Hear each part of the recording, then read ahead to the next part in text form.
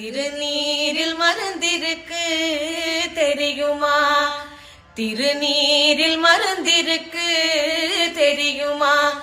அதை தினம் அணிந்தால் புகழிருக்கு புரியுமா?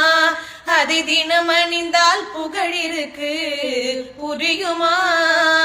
முருகன் திருநீரில் மருந்திருக்கு தெரியுமா?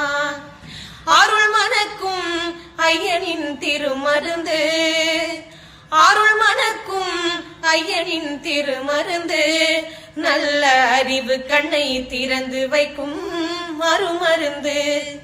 அருள் மணக்கும் ஐயனின் திருமருந்து, நல்ல அறிவு கண்ணை திறந்து வைக்கும் அருமருந்து.